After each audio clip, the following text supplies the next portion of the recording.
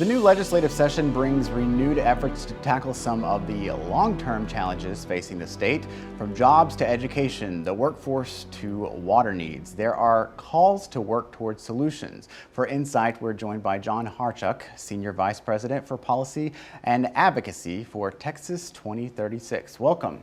Good to be here. So for our viewers that may not be familiar with Texas 2036, tell us a little bit about your organization. Texas 2036 is a nonpartisan nonprofit that uses data rather than ideology to try to solve some long-term challenges facing our state as we prepare for our bicentennial in 2036. Well, we've reported on the deep divisions over policy in Texas, but your group finds that there are some areas where Texans agree on what needs to be done. What are some of those areas of agreement? You know, across the board on a lot of these nonpartisan issues, Texans agree on how we can spend this surplus to really advance major investments to make our state more productive in the future. Things like investing in water infrastructure, things like better aligning our community college system to meet the workforce challenges of our future. And how do those really match up with what you see as priorities that could come out of this session? You know, I think there is a great opportunity this session for a fundamental overhaul of how our community college system is financed. Better aligning the program offerings to the demands of employers and good paying jobs that graduates, when they obtain their degree or credential, can go out and get a family sustaining wage.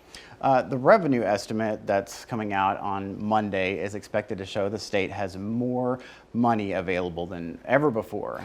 Texas 2036 has put a spotlight on using some of that funding for water infrastructure. Yeah. What are the needs you see there? You know, our state has faced in recent years some very high-profile challenges.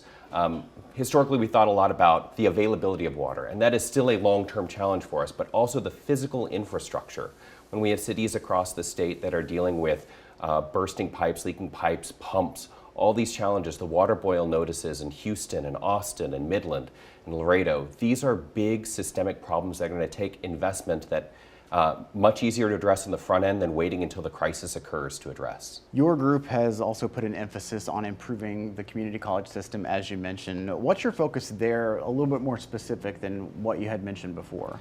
You know, the thing about our community college system is right now 0.2% of all the funding in our community college formulas is dictated by, does the graduate get a job in a career field that is high demand for Texas employers? And when we're able to marry together the idea that, you know, this is good for the student and this is good for the employers, that's how we grow the Texas economy. That's how we get families to build generational wealth and really advance equity throughout our state.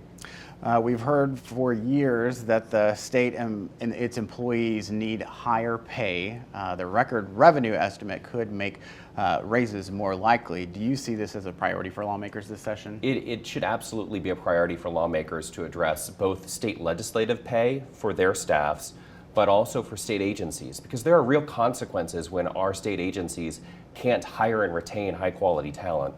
When we think about the major electricity bills, for example, that were passed last session, the Public Utilities Commission has been struggling to hire regulatory attorneys to implement those bills 2 years later. Mm-hmm. The legislature will have a chance with this budget to go through and strategically invest in itself and its people so that the state can better serve the people of Texas. What needs to happen to reach some of these goals? What kind of response are you getting from lawmakers when you've been talking to them ahead of the session?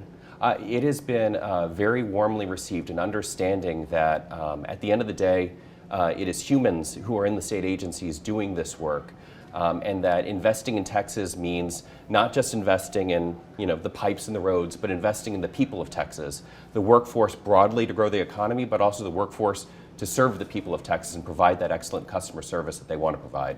All right, John Hryhorchuk with Texas 2036. Thank you for joining us. Thank you. Texas lawmakers looking for answers when it comes to meeting the state's need for mental health care.